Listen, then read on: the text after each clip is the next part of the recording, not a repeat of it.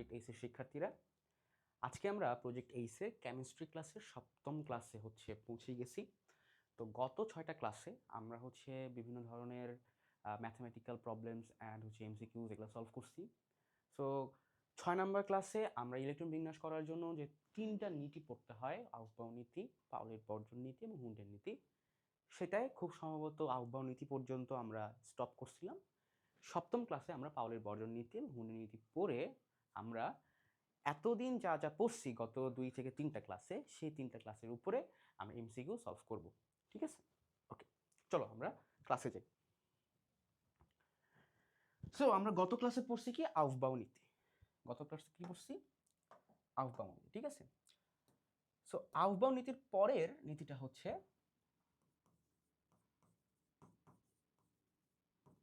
পাউলির বর্জন নীতি। পাউলির বর্জন নীতি। পাউলির বর্জন নীতিটা কি? পাউলির বর্জন নীতিটা বলছে কোন একটা পরমাণুর দুটি কোয়ান্টাম সংখ্যার মান, কোনো একটা পরমাণুর দুটি ইলেকট্রনের 4টি কোয়ান্টাম সংখ্যার মান কখনো এক হতে পারবে না। তা কি বলছে? একটি পরমাণুর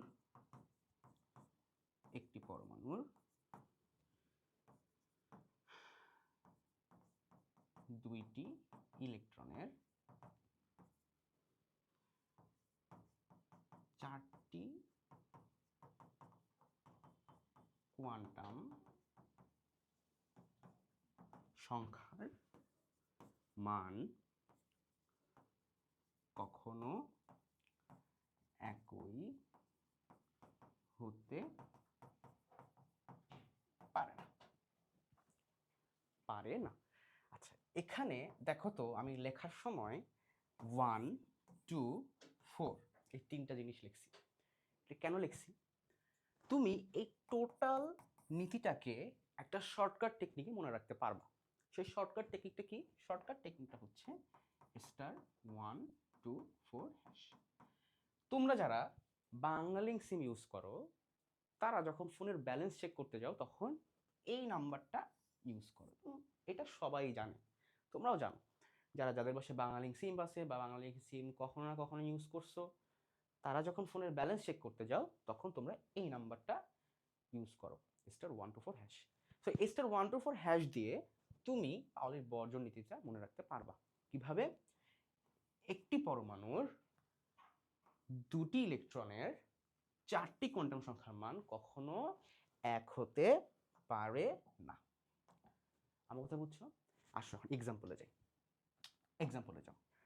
দেখো, সাপোজ মনে করো হাইড্রোজেন। আমি হাইড্রোজেন দিয়েই করি কারণ এটাতে করতে সুবিধা, আমাদের টাইম কম লাগবে। হাইড্রোজেনের হিলিয়াম। হাইড্রোজেন বলেছি, হিলিয়াম দিয়ে করলে আমাদের সুবিধা, কারণ এখানে 2টা ইলেকট্রন আছে। সো আমি 2টা ইলেকট্রনের ভ্যালু যে কখনো সেম হয় না, এটা তোমাকে দেখাচ্ছি। হিলিয়াম কি? Helium 2, right? হিলিয়াম 2 হলে এটার ইলেকট্রন বিন্যাস কি হবে? 1s2। শেষ। এখন আসো, আমি এটা যদি বক্স পদ্ধতিতে একটু যদি আমি দেখাই, এখানে 2টা ইলেকট্রন আছে। এখন আমি 2টা ইলেকট্রনের জন্য 2টা কোয়ান্টাম সংখ্যা লিখব।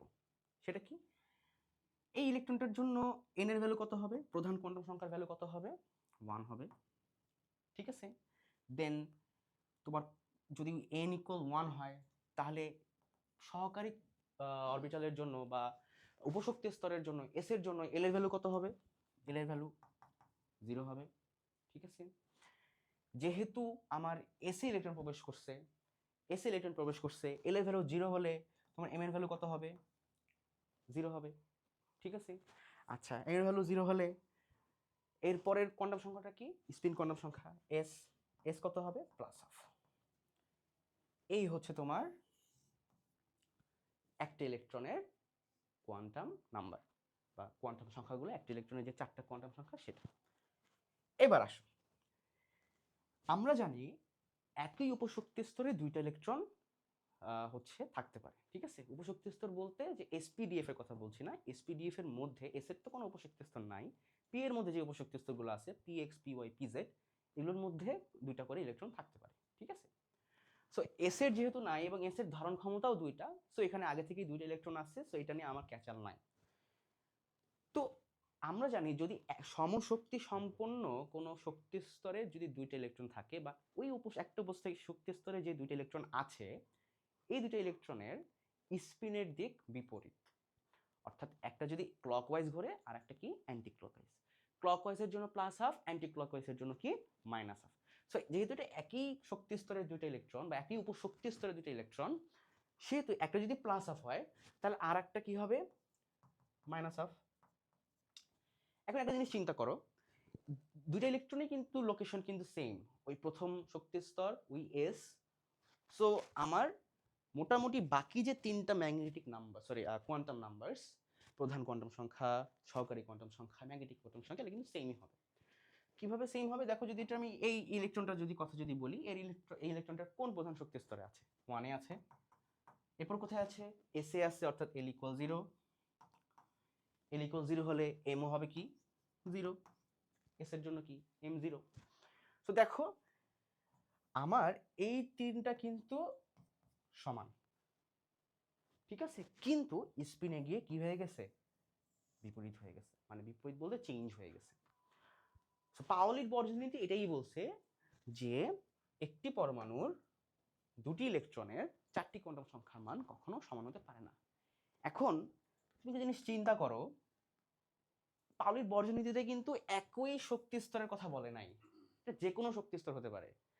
এখন যদি একই শক্তি স্তরেই তারা যদি না মিলতে পারে, একই শক্তি স্তরে যদি তারা যদি না মিলে, তাহলে আমি যদি একের সাথে যদি দুইয়ের তুলনা করি, প্রথম শক্তি স্তরের ইলেকট্রনের সাথে যদি দ্বিতীয় শক্তি স্তরের ইলেকট্রনের তুলনা করি, তাহলে কি সেখানে আমরা সমান পাবো?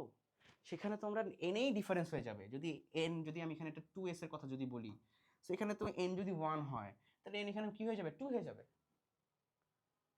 ঠিক আছে, পাওলি বর্জনীয়টা সামগ্রিক ক্ষেত্রে বলছে আমি তোমাকে একদম একই ছাদের নিচে অবস্থান করতেছে এমন দুইটা ইলেকট্রনের কে নিয়েই বুঝাইছি। দেখো তারা একই ছাদের নিচে অবস্থান করতেছে, একই শক্তি স্তর, একই উপশক্তি স্তরে অবস্থান করতেছে, তাও তাদের কোয়ান্টাম সংখ্যাগুলো কি সেম না, একটা জায়গায় গিয়ে চেঞ্জ হয়ে গেছে। সো পাওলি বর্জনীয় এটাই বলছে যে একটি পরমাণুর দুটি ইলেকট্রনের চারটি কোয়ান্টাম সংখ্যার মান কখনোই এক হতে পারে না। ওকে ওকে, এরপরে কি বলছে? হুন্ডের নীতি।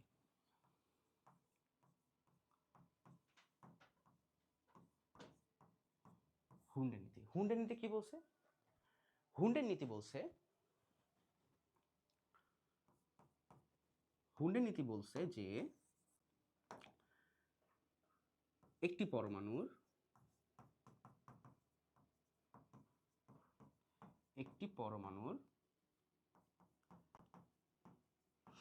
সমশক্তি সম্পন্ন অরবিটাল গুলোতে ইলেকট্রন প্রবেশের সময় সর্বোচ্চ অযুগ্ম অবস্থায় প্রবেশ করবে। ঠিক আছে, অর্থাৎ ইলেকট্রনগুলো যখন আমার অরবিটালগুলোতে প্রবেশ করতেছে, তখন তারা অযুগ্ম অর্থাৎ বিজোড়ভাবে প্রবেশ করবে, একটা একটা করে প্রবেশ করবে। থাকতে পারে কয়টা? দুইটা। প্রথমে প্রবেশ করবে একটা একটা করে, এরপর যদি ইলেকট্রন বাকি থাকে তখন আবার শুরু থেকে ডিস্ট্রিবিউশনটা হবে। কিরকম? মনে করো তোমরা 3 ভাই বোন, ঠিক আছে, তোমরা 3 ভাই বোন। এখন তোমাদের আম্মু তোমাদের জন্য পিঠা বানাইছেন শীতের সময়। পিঠা খাইতে আমরা সবাই পছন্দ করি, ভাপা পিঠা, চিতই পিঠা। তো তোমার আম্মু পিঠা বানাইছে। তো পিঠা বানাইছে তোমার মনে করো 4টা। কটা বানাইছে? 4টা। এখন ভাগাভাগিটা কেমনে হয় বলো তো? তোমার যারা ভাই বোন আছে তারা কিন্তু ভাগাভাগিটা সমান সমান করতে চাও, এবং ছোট যারা আছে তারা কিন্তু অলওয়েজ বেশিটা নিতে চায়। তো ফার্স্টে আম্মু কি করে, এই ঝামেলাটা যাতে না লাগে, যে যখন ছোটরা বেশি নিতে চায় তখন কিন্তু ছোটোর সাথে বড়দের একটা ঝামেলা লাগে, ঝগড়া হয়, তুই কেন বেশি নিলি। সো আম্মু কি করে, সবাইকে আগে ইকুয়াল ভাবে একটা একটা করে দিয়ে দেয়। ঠিক আছে, কি করলো? 4টা ছিল, এখানে একটা দিছে, এখানে একটা দিছে, এখানে একটা দিছে। এরপর যদি পসিবল হয় দেন ওই পিঠাটাকে 3 ভাগ করে আবার 3 জনকে দিয়ে দেয়। কিন্তু এখানে সেটা না। আমি যেটা বলতে চাচ্ছি যে ফার্স্টে ইলেকট্রন মনে করা আছে 4টা, অরবিটাল আমার 3টা, ফার্স্টে একটা একটা করে ঢুকবে, যেটাকে আমি অযুগ্ম বা বিজোড় ইলেকট্রন হয়ে ঢোকার কথা বলতেছি, অযুগ্ম হয়ে ঢুকবে। এরপরে যে ইলেকট্রনটা এখান থেকে বাকি থাকলো, এই যে একটা ইলেকট্রন, এই একটা ইলেকট্রনটা যেখান থেকে শুরু করছিল, অর্থাৎ এখান থেকে শুরু করছিলাম না আমি ভাগ করা, এখানে এখানে এখানে, অর্থাৎ এখানে একটা দিয়েছি, এখানে একটা দিয়েছি, এখানে একটা দিয়েছি, এই যে একটা ইলেকট্রন বাকি থাকলো সে আবার প্রথম থেকে শুরু হবে, অর্থাৎ এখানে আরেকটা ইলেকট্রন চলে আসবে। ঠিক আছে, আরেকটা ইলেকট্রন এখানে চলে আসবে। এটাই বলছে হুন্ড যে একটি পরমাণু সমশক্তি সম্পন্ন অরবিটালগুলোতে ইলেকট্রন প্রবেশের সময় সর্বোচ্চ অযুগ্ম অবস্থায় প্রবেশ করবে। ঠিক আছে, আচ্ছা এবার দেখো জিনিসটা কিরকম। এবার একটু আমি ইয়ার মতো করে আসি, একটা পরমাণুর উদাহরণে আসি। হ্যাঁ, পরমাণু উদাহরণে কি, যেমন মনে করো আমার ইলেকট্রন বিন্যাস এরকম হয় না, 2p5, 2p5 হয় না, 2p5 এ আমার ইয়া কি হয়, 2px, 2py, 2pz, এই হচ্ছে জিনিস, রাইট? 1 2 3, এটা জিনিস। সো আমার এখানে কয়টা আছে, 5টা ইলেকট্রন আছে। সো ইলেকট্রনগুলো কিভাবে ঢুকবে দেখো, এই যে একটা, এই যে একটা, এই যে একটা, এখানে একটা জিনিস অ্যাড করি আমি, সেটা হচ্ছে সর্বোচ্চ অযুগ্ম অবস্থায় প্রবেশ করবে। সর্বোচ্চ অযুগ্ম অবস্থায় প্রবেশ করার সময় তাদের মুখ বা তার একমুখী হবে। ঠিক আছে, সর্বোচ্চ অযুগ্ম অবস্থায় একমুখী হয়ে প্রবেশ করবে। ঠিক আছে, একমুখী হবে সব।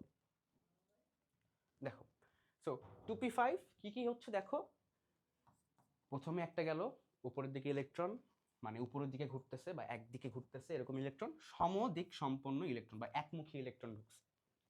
ঠিক আছে, এই যে 3টা ঘরে যে 3জন গেল, সে সেখানে বাকি থাকে কয়টা, 2টা থাকে। এই 2টা কি করবে, এ উপরের দিকে ঘুরতেছে, এ তো আর ওই দিকে ঘুরতে পারবে না, তাকে কি করতে হবে, নিচের দিকে ঘুরতে হবে। তো বাকি যে 2টা ইলেকট্রন থাকবে সেগুলো বিপরীত কি হয়ে প্রবেশ করবে, এবং কোথা থেকে প্রবেশ করবে, যেখান থেকে শুরু করছিল প্রবেশ করা সেখান থেকে আবার প্রবেশ করা শুরু করবে। আমার কথা বোঝা গেছে? সো যদি আমি 2p4 এর কথা বলি তাহলে কিরকম হবে, কিরকম হবে দেখো, ফার্স্টে 1 2 3, এরপরে 4। এখানে একটা টুইস্ট আছে। টুইস্টটা কি, টুইস্ট বলতে এখানে একটা হচ্ছে তোমার ট্রিক্স, ট্রিক্স বা নিয়ম যেটা বলো সেটাই। সেটা হচ্ছে তোমাকে অনেক সময় বলে না যে অমুক পরমাণুর চতুর্থ হচ্ছে ইলেকট্রনটা কোথায় গেছে, বলে না। সাপোজ মনে করি এটা হচ্ছে আমার একটা ইলেকট্রন বিন্যাস 2p4। ঠিক আছে, তাহলে কার হচ্ছে, এটা কার্বনের, রাইট? তো বললো যে কার্বনের চতুর্থ ইলেকট্রনটা কোথায় গেছে বা কোথায় অবস্থানটা কোথায়, তখন তোমাকে, বা চতুর্থ বলতে বা ষষ্ঠ ইলেকট্রনটা হচ্ছে কোন অরবিটালে গেছে, ষষ্ঠ ইলেকট্রনটা কোন অরবিটালে গেছে বা লাস্ট যে ইলেকট্রনটা কোন অরবিটালে গেছে, এটাই করি যে সিক্সথ ইলেকট্রন, ইলেকট্রন কোথায়। তো দেখো, ফার্স্টে আমি আগে প্রথম শক্তি স্তরে ইলেকট্রন বিন্যাসটা করি, এটাতে তেমন কমপ্লেক্সিটি নাই, 1 2 দিয়ে দিলাম, শেষ। এবার পরেরটা আসো, এখানে কয়টা থাকবে, 3টা থাকবে, রাইট? সো দেখো 6 নাম্বার বলছে, আমি 1 1 অ্যান্ড হচ্ছে 2 এখানে দিয়ে দিচ্ছি, বাকি থেকে করে 4টা, অর্থাৎ 3 4 5 6 এখানে কোথাও একটা থাকবে, রাইট? 3 4 5 6 এখানেই থাকবে। কিভাবে থাকবে দেখো, 3 ওকে, 4 ওকে, 5 ওকে, 6 কোথায়, এখানে, অর্থাৎ px, 2px। সো অনেকে কি করে দেখো, 1 2 3 4 5 6, অর্থাৎ 6 নাম্বারটা এখানে গেছে, এইভাবে বলে। এটা ভুল, এভাবে বলা যাবে না। তোমাকে হুন্ডের নীতি ফলো করে ইলেকট্রনের নাম্বারিংটাও করতে হবে। তো কয় নম্বর ইলেকট্রনের কথা বলছে সেটাকে তোমার কোন নিয়ম ফলো করে করতে হবে, হুন্ডের নিয়ম, অর্থাৎ হুন্ডের নিয়ম ফলো করে তোমার ইলেকট্রনের নাম্বারিংটা ডিসাইড করতে হবে। আমি যদি এমনি হাতে গুনে করি, দ্যাটস নট রাইট, পুরা কেটে দেবে 0। তো এই হচ্ছে পাউলির বর্জন নীতি, এই হচ্ছে হুন্ডের নীতি। আমার কথা বোঝা গেছে? ওকে। তো তো একটু সামারি করি আমরা। সামারিতে কি বলছে দেখো, আমি একটু পড়ি। দেখো সামারিতে বলছে আহ্বানীতে ইলেকট্রন নিম্ন শক্তি স্তর থেকে উপশক্তি স্তরে আগে প্রবেশ করবে, অর্থাৎ নিম্ন শক্তির হচ্ছে নিম্ন শক্তির যে উপশক্তি স্তর সেটাতে আগে প্রবেশ করবে এবং পরে উচ্চ শক্তি স্তরের উচ্চ শক্তির উপশক্তি স্তর প্রবেশ করবে। ঠিক আছে, তাহলে আহ্বান নীতি কি, আগে কি করবে, যেই শক্তি স্তরের শক্তি কম সেইটাতে আগে প্রবেশ করবে ইলেকট্রন, যেই শক্তি স্তরের শক্তি বেশি সেখানে পরে ইলেকট্রন প্রবেশ করবে। এটা ক্রমিক অনুযায়ী, মানে একটা ক্রম অনুযায়ী আগাবে, এর থেকে এর একটু বেশি, তার থেকে তার একটু বেশি, সেভাবে ঢুকবে। আগে যে কম সে আগে, দেন সেকেন্ড ওয়ান, দেন থার্ড ওয়ান, এমনি। পাওয়েলের বর্জন নীতি এবং হুন্ডের নীতি এটা তোমরা পড়লামই। সো এখানে আর তেমন কিছু নাই, মাত্রই পড়ছি। সো এটা হচ্ছে সামারি, তোমরা জাস্ট এটা সংজ্ঞা হিসেবে নিতে পারো বা মনে রাখার জন্য নিতে পারো। এই আচ্ছা, পারমাণবিক ভর সংক্রান্ত এখানে কি পড়াবো বলো তো? হয়তো কেউ কেউ গেস করতে পারতেছো। এখানে আমি তেমন কিছু না, এখানে জাস্ট একটা তোমাকে সূত্র পড়াবো, এই সূত্রটুকুই আর কি, আর কিছু না। এখানে তেমন কিছু না, এখানে কোনো তেমন ম্যাথও নাই, যেহেতু তোমাদের ফুল সিলেবাস এবং টপিক আছে বইয়ের মধ্যে, এবং এটা মোটামুটি বলতে গেলে একটা ভাইটাল টপিক। কারণ যদি তোমার বেসিক টেস্ট করতে চায় টিচাররা, সাপোজ তোমার কেমিস্ট্রির বেসিক আছে কিনা, 9-10 ভালো মতো কেমিস্ট্রি পড়ছো কিনা, এই বেসিক টেস্টে যদি করতে চায় তাহলে এখানে এই টপিক থেকে প্রশ্ন আসলেও আসতে পারে। ঠিক আছে, এটা খারাপ টপিক না। সো এখান থেকে যেই পারমাণবিক ভর সংক্রান্ত যেটা আসবে, একটা সূত্র দেখো, আপেক্ষিক ভর। ঠিক আছে, আপেক্ষিক ভর, আপেক্ষিক ভর আসবে। আপেক্ষিক ভরটা কি জিনিস? আপেক্ষিক ভর হচ্ছে কোনো পরমাণুর আপেক্ষিক ভর বলতে তার ওই পরমাণুর প্রকৃত ভর ডিভাইডেড বাই কার্বন 12 এর 1/12 অংশের ভরকে বোঝায়। 12 অংশের ভরকে বোঝায়। ঠিক আছে, ওই পরমাণুর প্রকৃত ভর এবং কার্বন 12 এর 1/12 অংশের ভরকে বোঝায়। ওকে, আচ্ছা। সো প্রকৃত ভর কিভাবে নির্ণয় করে? প্রকৃত ভর নির্ণয় করার মানে প্রকৃত ভরের সূত্রটা হচ্ছে, এটা একটু দেখো। প্রকৃত ভরের সূত্রটা কি? প্রকৃত ভরের সূত্রটা হচ্ছে, আমার মনে করো n1 সংখ্যক প্রোটন আছে, n2 সংখ্যক ইলেকট্রন আছে, আর n3 সংখ্যক নিউট্রন আছে একটা পরমাণুর মধ্যে। এটাই তো মেইন কম্পোনেন্টস, রাইট? সো মূল তিনটা কণিকা আর কি, মেইন তিনটা কণিকা। সো মনে করো n1 সংখ্যক হচ্ছে তোমার প্রোটন, n2 সংখ্যক ইলেকট্রন, আর n3 সংখ্যক কি বলতো, n3 সংখ্যক নিউট্রন আছে। Proton, electron, neutron. আমি কি করব, এদের সংখ্যা দ্বারা তাদের যে ভর, প্রোটনের ভর, ইলেকট্রনের ভর এবং নিউট্রনের ভরকে গুণ করব। গুণ করে যোগ করব। সো এই যে ভ্যালুটা তুমি পাবা, এই ভ্যালুটাকে বলবো আমি কোন পরমাণুর প্রকৃত ভর। ঠিক আছে, কথা বোঝা গেছে? ওকে, চলো। ওকে, এবার আমরা এমসিকিউতে চলে আসি। এখানে বেশ কয়েকটা এমসিকিউ আছে, তুমি এবং আমি মিলে, তোমরা এবং আমি মিলে হচ্ছে এমসিকিউগুলা সলভ করব। ওকে, চলো। প্রথমে কি বলছে দেখো, 1 নম্বর এমসিকিউটার পরও তোমরা চাইলে এমসিকিউগুলো একটু পজ করেও দেখতে পারো, দেখো তোমরা পারো কিনা। পজ করে দেখো, এই 6টা তুমি সলভ করে ফেলো, দেন আমার জন্য ওয়েট করো যে আমি এই 6টার সাথে আমার উত্তর এবং তোমার উত্তর মিলে কিনা। ওকে, না মিললেও বলো, মিললে তো জোস। ওকে, কি বলছে, পি অরবিটালের আকৃতি নিচের কোনটি? বলো, সি নাকি ডি? বর্তুলাকার তো জীবনও পড়ায়নি, এটা যদি তুমি লেখো ভাই তাহলে তোমার সাথে আমার আড়ি, খেলবো না তোমার সাথে। বর্তুলাকার তুমি জীবনে পড়ায়নি, বৃত্তাকার, ডাম্বেল আকার এবং ডাবল ডাম্বেল পড়াইছি। এখন বলো এই তিনটার মধ্যে কোনটা? বৃত্তাকার কার? এস এর। ডাবল ডাম্বেল কার? ডি এর, রাইট? তাহলে ডাম্বেল আকার কার? পি এর। তাহলে অ্যান্সার কোনটা? সি, অ্যান্সার হচ্ছে সি। চতুর্থ শক্তি স্তর, উপশক্তি স্তর সংখ্যা কয়টা? আচ্ছা, মনে রাখবা যতগুলো এন ততগুলো উপশক্তি স্তর, উপশক্তি স্তর, অর্থাৎ n এর মান যত হবে উপশক্তির স্তরের মানও তত হবে। যদি চতুর্থ শক্তি স্তর যদি বলে থাকে এর উপস্তর 4টা, কথা শেষ। ঠিক আছে, ওকে। মৌলের পরমাণুর কোনটিতে সর্বোচ্চ 6টি ইলেকট্রন থাকতে পারে? বলো তো কোনটাতে, বলো সর্বোচ্চ 6টি ইলেকট্রন কোনটাতে থাকতে পারে? একটা উপশক্তি স্তর আছে, কোনটা? পি উপশক্তি স্তর। ঠিক আছে, পি উপশক্তি স্তর। আচ্ছা, এসে কটা থাকতে পারে? এসে 1টা, ডিএ 10টা, এফে 14টা। ঠিক আছে, ইলেকট্রন নিউক্লিয়াসকে আবর্তন করে কোন, মানে কেমন সেই আবর্তন করে? এটা আমরা হচ্ছে বোরের পরমাণু মডেল দিয়ে হচ্ছে সলভ করতে পারি বৃত্তাকার পথে, কারণ তিনি বৃত্তাকার পথের কথাই বলছেন। ওকে, ডি নাম্বারে কি বলছে? 5 নম্বরে কি বলছে যে ডি উপশক্তি স্তরে অরবিটাল সংখ্যা কয়টা? মানে ডি উপশক্তি স্তরের যে স্তর আছে সেগুলো কয়টা? 5টা, 5টা। ঠিক আছে, dxy, dyz, dzx, dz2, dx2 - y2। Ground state electron বিন্যাসে অরবিটালগুলো কিভাবে অবস্থান করে? ডিজেনারেট অবস্থা অবস্থান করে। ঠিক আছে, ডিজেনারেট অবস্থা অবস্থান করে। ডাইরেক্ট পড়ো, এটা তেমন একটা ইয়ার কিছু না, এটা কনসেপ্ট আছে একটা। সো কনসেপ্টের ব্যাপারটা আর কি আমরা পরবর্তীতে শিখবো, সমস্যা নেই, ওটা আপাতত আমাদের লাগছে না। ঠিক আছে, ওকে। কোন নীতির ভিত্তিতে মূলত অরবিটাল সমূহে ইলেকট্রন বিন্যস্ত হয়? আউফবাউ নীতিতে। ঠিক আছে, বিন্যস্ত হয় আউফবাউ নীতিতে।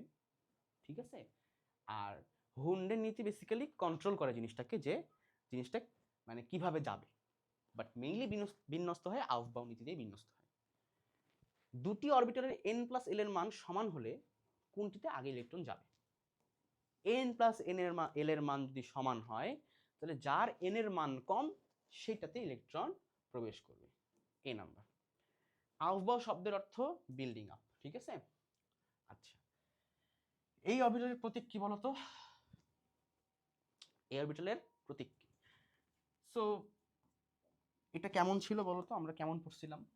আমরা পড়ছিলাম যে -1 0 +1 হলে এটা py(x), py, pz দিছিলাম, রাইট? নর্মালি পড়ছিলাম। সো অনেক সময় তুমি এটা যেহেতু m এর মান 1 আছে, +1 আছে, আমি এটা pz আমি যেটা পড়াইছি সেই অনুযায়ী দিয়ে দিলাম, কিন্তু কোথাও কোথাও তুমি pyও পাইতে পারো। এন্ড এটা কনফিউশনের কিছু নাই, সো এত কনফিউজিং জিনিসপত্র মানে আসবে না, বাট আমি যেটা পড়াইছি তুমি সেই অনুযায়ী অ্যান্সার করবে। ঠিক আছে, এটা এটা হচ্ছে মানে ওভাবে সব জায়গায় পড়ানো হয় না, কেউ কেউ বা কোথাও কোথাও থাকে, কিন্তু মেইনলি নিয়ম হচ্ছে এটাই যে -1 0 +1। ওকে, এইভাবে। সো কনফিউশনের কিছু নাই। সো তোমার এরকম এত কনফিউজিং কোশ্চেন দিবেও না যেটাতে আর কি এরকম অপশনের ব্যাপারটা থাকবে। সো বেসিক্যালি এইটা হচ্ছে মানে আমি যেটা পড়াইছি যে px, py, pz -1 0 +1 এভাবে পড়াইছি। সো আমি এটা দাঁড়াইছি।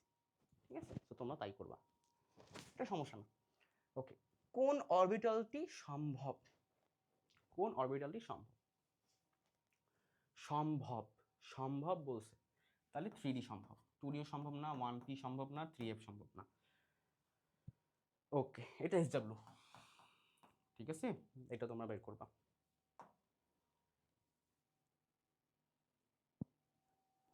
SW এটা মাত্র করাইছি একটু আগে। নিম্নোক্ত অরবিটাল সমূহের মধ্যে কোনটি অসম্ভব? কোনটি অসম্ভব? বি নাম্বার অসম্ভব, একটু আগেই করাইলাম। ঠিক আছে, সেম ক্যাটাগরির প্রশ্ন। কোনটি দ্বারা সমারফিল্ড কোয়ান্টাম সংখ্যাকে প্রকাশ করে? সমারফিল্ড কোয়ান্টাম সংখ্যা, সমারফিল্ড মূলত সহকারী কোয়ান্টাম সংখ্যা আবিষ্কার করছিল। সহকারী কোয়ান্টাম সংখ্যা বলতে আমি কি বুঝাই? এল বুঝাই। সো এল অ্যান্সার। এস অরবিটালের কতটি ত্রিমাত্রিক সমবিন্যাস সম্ভব? একটি, বৃত্তাকার, একটি সম্ভব। ঠিক আছে, ওকে। ঘূর্ণন কোয়ান্টাম সংখ্যার মান কতটি হতে পারে? ঘূর্ণন কোয়ান্টাম সংখ্যা, স্পিন, 2টা। নিচের কোন মৌলের ইলেকট্রন বিন্যাসে সাধারণ নিয়মে ব্যতিক্রম ঘটে? আচ্ছা, সাধারণ নিয়মে ব্যতিক্রম ঘটে কখন? যখন ইলেকট্রন বিন্যাসটা নর্মাল বিন্যাসের থেকে ব্যতিক্রম বিন্যাসে বেশি সুস্থিত লাভ করে। তো যেমন ক্রোমিয়াম, কপার, এটা কয়েকটা লিস্ট আছে, বেসিক্যালি সবচেয়ে ভালো সেই লিস্টটা মুখস্থ করা, তার থেকেও ভালো ইলেকট্রন বিন্যাস করে দেখা। সো তুমি যদি সিলভার ইলেকট্রন বিন্যাস করো তাহলে তুমি জিনিসটা দেখতে পাবা। অথবা তোমার মৌলের পর্যায়বৃত্ত ধর্ম অর্থাৎ তৃতীয় চ্যাপ্টার, এর পরের চ্যাপ্টারে যেটা আমি পড়াবো সেই চ্যাপ্টারে তুমি চাইলে অবস্থান্তর মৌল বা ডি ব্লক মৌলের একটা টপিক আছে, ওই টপিকে তুমি একটা লিস্ট পেয়ে যাবা যেখানে হচ্ছে ব্যতিক্রম মৌলের একটা লিস্ট দেওয়া আছে, ব্যতিক্রম ইলেকট্রন বিন্যাসের মৌলের একটা লিস্ট দেওয়া আছে, সাধারণ বিন্যাসে যারা ব্যতিক্রম ঘটায় তাদের একটা লিস্ট দেওয়া আছে, এটা পড়তে পারো। ঠিক আছে, ওকে। আচ্ছা, গুণন কোণ সংখ্যাটা কত? দুইটা কেন বললাম? এটা প্লাস হাফ আর এটা কি মাইনাস হাফ। ঠিক আছে, ওকে। এইচ ডাব্লিউ, ঠিক আছে, এইচ ডাব্লিউ। আচ্ছা, এক্স ওয়াই অরবিটালের লোব কয়টা? এক্স অরবিটাল দেখতে কেমন? এরকম না? এরকম না? কয়টা লোব? 1 2 3 4, চারটা লোব। ওকে, n ইকুয়াল 4 হলে 1 এর মান কত? সরি, l এর মান কত? 1 পড়তেছি, l, এটা 1ই লিখছে, বাট l এর মান কত? l এর মান কত n ইকুয়াল 4 হলে? l এর মান n মাইনাস 1, n কত? 4, তো 4 মাইনাস 1 মানে কি? 3। l এর মান কতটুক পর্যন্ত গৃহীত হয়? 0 থেকে n মাইনাস 1 পর্যন্ত। তাহলে 0 1 2 3, এখানে হয়তো ইয়াটা দেওয়া নাই, এখানে এই নাম্বারটা आंसर হবে। এখানে একটা 3 মিস হয়েছে। আচ্ছা, এই অরবিটালে নোডাল প্লেন কতটি? নোডাল প্লেন কতটি? এটা একটা তোমাকে আমি ছক পড়াইছি, সো এটা একটু তোমাকে আমি একটু রিভিশনের জন্য এটা এসডব্লিউ দিয়ে দিলাম, যাতে তুমি ওই ছকটা, অনেকে দেখছো যে ছকটা দেখা আর পড়ো নাই, ক্লাস স্কিপ করে দিছো, সো ওই ছকটায় গিয়ে এই নোডাল প্লেনটা বের করে নেবা। ওকে, হুন্ডের নীতি অনুসারে ফসফরাস মৌলে বিজোড় ইলেকট্রন সংখ্যা কতটি? ফসফরাস কত? 15, ইলেকট্রন বিন্যাস কি? 1s2 2s2 3s2 3p6, sorry কি করলাম এটা আমি, 2s2 2p6 3s2 3p3 3s2 3p3। ফসফরাসের বিজোড় ইলেকট্রন সংখ্যা কতটি? সো আমি যদি এখন এখানে ফসফরাস অনুযায়ী, সো এটা আমি নর্মাল, খুব সম্ভবত স্বাভাবিক অবস্থায়, তো স্বাভাবিক অবস্থায় বিজোড় ইলেকট্রন কতটি? যদি স্বাভাবিক অবস্থায় যদি বলে, এখানে দুটো ক্ষেত্র হতে পারে, একটা উত্তেজিত অবস্থায় অর্থাৎ পি স্টার এই অবস্থায়, আর একটা হতে পারে স্বাভাবিক অবস্থায়। যেহেতু এখানে পি স্টার বলা নাই, সেহেতু আমি যদি লাস্টের কক্ষপথটা যদি দেখি তাহলে এখানে বিজোড় ইলেকট্রন 3টা, সো আমি 3টা দেব। কিন্তু যদি পি স্টার সহ বলে, অর্থাৎ উত্তেজিত ফসফরাস বলে, তাহলে এটা হয়ে যাবে কত? 4টা। ঠিক আছে, 4টা। 3d অরবিটালে শক্তি 4s অরবিটাল থেকে বেশি না কম? দেখো দেখি, এটার n প্লাস এল কত, এটার n প্লাস এল কত, এটা বের করো, বের করলেই বুঝতে পারবো। কোন অরবিটালে ইলেকট্রনের ঘনত্ব সর্বাধিক? 1s। কেন 1s? কারণ এটা ছোট অনেক, 1s ছোট অরবিটাল, জায়গা যত কম হবে ঘনত্ব তত বেশি হবে। ঠিক আছে, জায়গা যত কম কম হবে ঘনত্ব তত বেশি হবে, সো 1s হবে। 2p অরবিটালে n প্লাস l এর মান কত? SW। একই শক্তি সম্পন্ন p অরবিটাল কতটি? 3টি। কোনটি সম্ভব নয়? 2d সম্ভব নয়। ক্রোমিয়াম পরমাণুতে কয়টি অযুগ্ম ইলেকট্রন আছে? ক্রোমিয়ামের ইয়ে কত বলো তো? Chromium 3d5 4s1। দেখো তো এটা তুমি এমনিতে ইমাজিন করে পারো কিনা? 3d5 মান কি? ডি এর কয়টা হচ্ছে উপশক্তি স্তর আছে? 5টা আছে না? অর্থাৎ 5টা উপশক্তি স্তরে 5টা, ঠিক আছে, 5টা, আর 4s এর একটা, তাহলে অযুগ্ম কয়টা হলো? 6টা, 5 আর 1 6টা। ঠিক আছে, সহকারী কোয়ান্টাম সংখ্যার মান দ্বারা ইলেকট্রনের কি নির্দেশ করা হয়? এটা হয়তো তোমাদেরকে পড়ানো হয়নি, বাট এটা তুমি মুখস্থ একটা বিষয়, এটা হচ্ছে তোমার ইলেকট্রনের কৌণিক ভরবেগ নির্দেশ করা হয়। ঠিক আছে, নিচের 4টি কোয়ান্টাম সংখ্যার মানের সেট কোনটা? এটা এইটা এইচডব্লিউ, এটা এইচডব্লিউ করবা। ঠিক আছে, 3টা শক্তি স্তরে মোট অরবিটাল কতটি? তৃতীয় শক্তি স্তরে মোট অরবিটাল কতটি? মোট অরবিটাল কতটি তৃতীয় শক্তি স্তরে? তৃতীয় শক্তি স্তরে তাহলে তৃতীয় শক্তি স্তরে 3s এর একটা, 3p এর 3টা, অর্থাৎ s একটা, p 3টা, d কয়টা? 5টা। 5 আর 3 8, 8 এর একে 9। ঠিক আছে, এটা অ্যান্সার।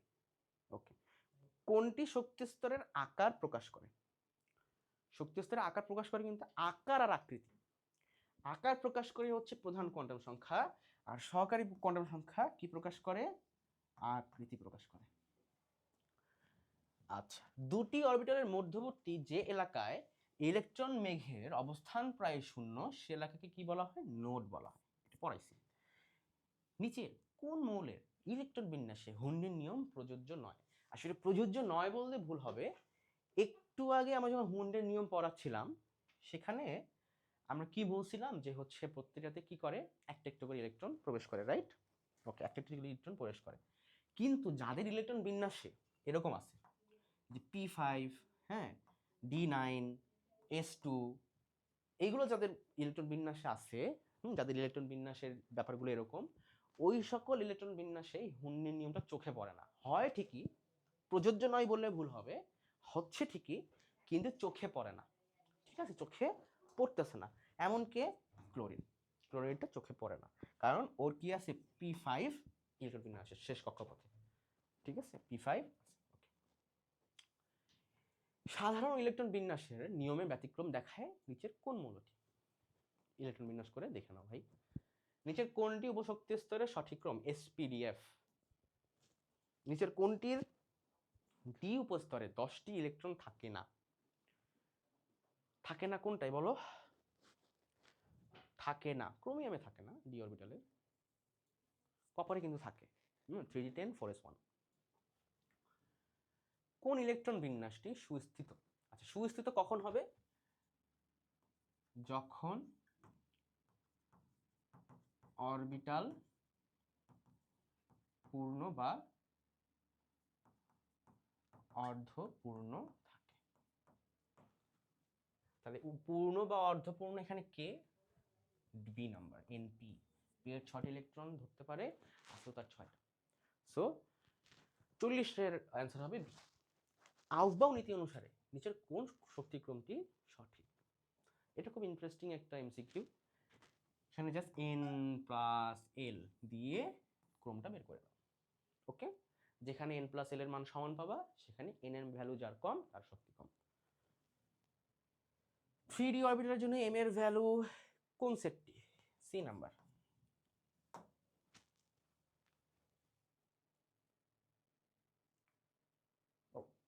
ওকে, কোন পরমাণুর একটি ইলেকট্রনের জন্য, আচ্ছা এখানে কোনটা দিছি? হ্যাঁ ঠিক আছে, সি নাম্বার। ওকে, কোন পরমাণুর একটি ইলেকট্রনের জন্য নিচের, আচ্ছা এটাও এসডব্লিউ, এটা অনেকবার রিপিট হয়েছে যাতে তোমাদের কোয়ান্টাম সংখ্যাটা একটু মানে বের করার ব্যাপারটা যাতে আর একটু ক্লিয়ার হয়। সো যতগুলো আমি এসডব্লিউ দিছি সবগুলোই মাস্ট করবা। হ্যাঁ, কপারের 29তম ইলেকট্রনটি কোন অরবিটালে প্রবেশ করে? বলো, এটা কিভাবে করতে হবে? হুন্ডের নীতি প্রয়োগ করে করতে হবে। হুন্ডের নীতি। আগে দেখো যে 29তম ইলেকট্রনটা কোনটা, এরপরে কপার কিন্তু নর্মাল ইলেকট্রন বিন্যাসের ব্যতিক্রম দেখায়। ঠিক আছে, 4s2, 4s2, ঠিক আছে। সো এটা 4s2 না হয়ে হয় কি? 4s1 হয়, এবং যে একটা ইলেকট্রন সেটা কি হয়ে যায়? 3d9 না হয়ে 3d10 চলে যায়। সো কপারের ইলেকট্রন যখন 29ই, সো লাস্ট ইলেকট্রনটা অবশ্যই তোমার হচ্ছে 3d-তে যাওয়ার কথা। হ্যাঁ, কারণ 3d কিন্তু 5, মানে n প্লাস l এর মান কিন্তু 5, আর 4s কিন্তু সরি হচ্ছে 3d, রাইট? হ্যাঁ 5, আর 4s কিন্তু তোমার হচ্ছে 4 অনলি। সো কার শক্তি বেশি? 3d এর শক্তি বেশি, অর্থাৎ 3d-তে পরে ইলেকট্রন যাবে, 4s এ আগে যাবে। সো 4s এ কিন্তু তোমার 29তম ইলেকট্রন থাকার কোনো চান্স নাই। থাকবে কোথায়? 3d-তে থাকবে। সো এখানে থাকবে। ইলেকট্রন বিন্যাসে সাধারণ নিয়মে ব্যতিক্রম দেখায় কোনটা? SW। হ্যাঁ, ওকে। নিচের কোবাল্ট এবং কোবাল্ট 2+ এর জন্য নিজের যোদ্ধা ইলেকট্রনের বিন্যাসটি সঠিক হবে। এটা সি নাম্বারটা সঠিক। হ্যাঁ, এটা ইলেকট্রন বিন্যাস করলেই বুঝতে পারবা। পরমাণু ইলেকট্রন বিন্যাসে কোন নীতির প্রয়োগ নেই? জিম্যানের নীতির প্রয়োগ নেই। এটা আছে, এটা আছে, এটা আছে, কিন্তু এটা নাই। সো অ্যান্সার এটা। ম্যাগনেসিয়াম 2+ এর শক্তি স্তর ইলেকট্রন সংখ্যা কয়টি? প্রোটন 12টা, অর্থাৎ ইলেকট্রনও স্বাভাবিক অবস্থায় 12টাই থাকার কথা, কিন্তু যেহেতু এখানে দেখাচ্ছে 2টা ইলেকট্রন নাই, থাকবে কয়টা? 10টা। প্রধান কোয়ান্টাম সংখ্যার মান অলওয়েজ কি হয়, পূর্ণ সংখ্যা হয়। l+2 হলে m ইকুয়াল, এখানে তো একটু অপশন মনে ভুল আছে, ও m এর ভ্যালু আছে, সরি m এর ভ্যালু আছে, m এর ভ্যালু হচ্ছে কি হবে দেখো, -1 0 +1 হবে, এটা হবে অ্যান্সার। ঠিক আছে, পি অরবিটাল সমূহ এক্স ওয়াই জেড অক্ষ বরাবর কেমনভাবে থাকে, লম্বভাবে থাকে, একে অপরের লম্ব অবস্থায় থাকে। এর এর মান বৃদ্ধির সাথে সাথে নিউক্লিয়াসের থেকে কক্ষপথের দূরত্ব বৃদ্ধি পায় অবশ্যই। পি অরবিটালের ইলেকট্রন মেঘে কতটি লোব থাকে, ছকটা পড়ে নেবা, ছক পড়বে। ঠিক আছে, তোমাদের ফাঁকিবাজির কোনো সুযোগ নেই। তুমি এখানে আমি অ্যান্সার বলে দেবো, শুধু পি একটা জানবা, ডি এফ এস একটা জানবা না, এই ফাঁকিবাজির কোনো সুযোগ নাই। দরকার হলে আগের ক্লাসে, আগে খুব 5 বা 6 নম্বর ক্লাসে এটা লাস্ট একটা ছক দেওয়া হয়েছিল। ঠিক আছে, আমি একটা ছক দিছিলাম, সো ওই ছকটা পড়লেই এটা অ্যান্সার হবে। ঠিক আছে, সো নিজেকে পড়তে হবে। Fe2+ আয়নের ডি অরবিটালে ইলেকট্রন সংখ্যা কয়টি? ইলেকট্রন বিন্যাস করো। ঠিক আছে, এটা নিজে করো, করে বলবা যে এটার মধ্যে কোনটা হবে। ঠিক আছে, কোনটা হবে বলবা। হুন্ডের নিয়মে ইলেকট্রন সমূহ অধিক সংখ্যায় কি থাকবে, বিজোড় অবস্থা থাকবে। ঠিক আছে, এবং একইমুখী থাকবে। এখানে দুইটা অপশন রিপিট হয়ে গেছে, বিজোড় অবস্থায়ও থাকবে, একইমুখীও থাকবে। দুইটাই ঠিক আছে, ঠিক মানে দুইটা থাকার কথা ছিল না, হয়তো আছে, তাই আমরা দুইটা অ্যান্সারই দাগাই দেবো। ঠিক আছে, ওকে। এম মৌলের m+ সম্ভব, m2+ সম্ভব না কেন? সম্ভব নয়। মৌলটির পরমাণুর বহিস্তরে ইলেকট্রনীয় কাঠামো কোনটা? ns1। তুমি যদি গ্রুপ 1 এর মৌলগুলোর কথা যদি চিন্তা করো, প্রত্যেকে কিন্তু Na+, ঠিক আছে, তারপর হচ্ছে K+, তারপর লিথিয়াম, লিথিয়াম তো না, লিথিয়াম প্লাস, হ্যাঁ লিথিয়াম প্লাস। সো দেখবো ওই গ্রুপ 1 এর যা কিছু আছে সবই কিন্তু এই ধরনের আয়ন ক্রিয়েট করে, এবং এই ধরনের আয়ন ক্রিয়েট করলে তার সব বহিস্থ স্তরের ইলেকট্রন বিন্যাসটা কেমন হয়, এরকম হয়, ns1। ওকে, এইচটা করে n+l এর ভ্যালু বের করে এটা করতে হবে। হ্যাঁ, নিচের কোনটির ইলেকট্রন বিন্যাস L3+ এর মতো? অ্যালুমিনিয়াম 3+ এর মতো। অ্যালুমিনিয়াম 3+ বলতে কি বুঝিয়েছে, ইলেকট্রন হচ্ছে 10টা ইলেকট্রন। সেখানে 10টা ইলেকট্রন কার আছে? অক্সিজেনের 9টা দেখাচ্ছে, ক্লোরিনের 18টা দেখাচ্ছে, ম্যাগনেসিয়ামের 11টা দেখাচ্ছে, 10টা কার আছে? ফ্লোরিনের, এটা অ্যান্সার। প্রধান শক্তি স্তরে সর্বোচ্চ ইলেকট্রন ধারণ ক্ষমতা কত? 2n²। 4f উপশক্তি স্তরে অরবিটাল কতটি? 7টি। ও হ্যাঁ, 7টি, 7 দুগুণা 14। ঠিক আছে, 7টি। পি অরবিটালের ইলেকট্রনের মেঘের ঘনত্ব কোথায় বেশি? অক্ষ বরাবর। কেন? পি অরবিটালটা দেখতে কেমন বলো তো, এরকম না? সো যত ইলেকট্রন সব কি করতেছে, এই যে কোনো একটা অক্ষ বরাবর ঘূর্ণায়মান, সো ওই অক্ষ বরাবরই থাকে তারা, সো এটা অক্ষ বরাবর বেশি ঘনত্ব। তৃতীয় শক্তি স্তরের উপশক্তি স্তরের সংখ্যা কতটি? একটু আগে বলছিলাম n যত তত, অর্থাৎ 3। dxy অরবিটাল অবস্থান করে x এবং y এর মাঝখানে। ঠিক আছে, এটা যদি আকৃতি যে ক্লাসটাতে পড়াইছি এই ক্লাসটা যদি করো তাহলে জানতে পারবা, বুঝতে পারবা। px py pz তিনটি অরবিটালের মধ্যে কোনটির শক্তি বেশি? কোনটারই শক্তি বেশি বা কম না, সবগুলাই সমান। ওকে, n এর মান যত, উপশক্তি স্তরের সংখ্যাও ততই। দেখো এখানে এমসিকিউটা দিয়ে দিছি। f অরবিটালে ইলেকট্রনের লোব কতটি? f অরবিটালে বেসিক্যালি 7টা, এটা হচ্ছে অ্যাকচুয়ালি, কিন্তু কোথাও কোথাও 8টাও দেওয়া আছে, কনফিউজিং কোশ্চেন। সো যেহেতু এখানে 7টা নাই, তাই আমি 7টা দাগাচ্ছি না, 8টা দাগাচ্ছি। যদি 7টা থাকতো, 7 এবং 8 যদি থাকতো, দুইটা থাকতো, আমি 7 দাগাতাম। ঠিক আছে, ক্রোমিয়াম ইলেকট্রন বিন্যাসটা করবা। 4টি কোয়ান্টাম সংখ্যার মান কখনোই একই হতে পারে না, এটা কোন নীতি? পাউলির বর্জন নীতি, স্টার 1 to 4। একটি অরবিটালে সর্বোচ্চ কতটি ইলেকট্রন প্রবেশ করতে পারে বলো,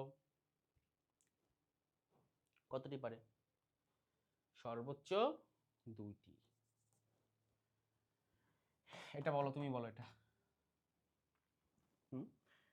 এটা কত হবে? 2টি প্রবেশ করতে পারে না, এটি হচ্ছে উন্ডের নীতি। হ্যাঁ, পরপর দুইটি পারবে না, একটা একটা করে পারবে। নিচের কোন পরমাণুতে অরবিটালে ইলেকট্রন, এটা একটু I don't know what is this. Carbon 12 নিউক্লিয়াসে দুইটি নিউট্রন সংযোজন করলে কি হবে? ভরের পরিবর্তন হবে। সো কার্বন 14 হতো, ঠিক আছে, কার্বন 6 কার্বন 14 এটা হয়ে যাবে। হ্যাঁ, আচ্ছা, 5টি সমশক্তির ডি অরবিটাল যথাক্রমে DXY, হ্যাঁ, ডি DXY DYZ ZX, এইটা হওয়ার কথা, কিন্তু এখানে একটা জেড মিসিং গেছে। হ্যাঁ, 1 নম্বর হবে, কারণ সবগুলোতেই আছে XY YX। সো YX হবে না, YZ হবে, XY YZ ZX। ওকে, সো তো এই হচ্ছে আমাদের ক্লাস 7। তোমরা আশা করি যেই জিনিসগুলো আমরা পড়ছি আমরা এমসিকিউ সলভিংয়ের মাধ্যমে একটু প্র্যাকটিসও করে নিচ্ছি। যেহেতু আমাদের সময় খুব কম, তাই আমরা একটু ফাস্ট প্র্যাকটিস করতে পারি না, কারণ practice makes a man perfect. Practice করা খুবই জরুরি। সো প্র্যাকটিসগুলো তোমরা হচ্ছে প্রজেক্ট এইসের কেমিস্ট্রি যে বইটা আসছে, এই বইতে অনেক পেয়ে যাবা। প্লিজ বইটা হচ্ছে কিনে তোমরা প্র্যাকটিসটা করতে পারবা। হ্যাঁ, সো আল্লাহ হাফেজ।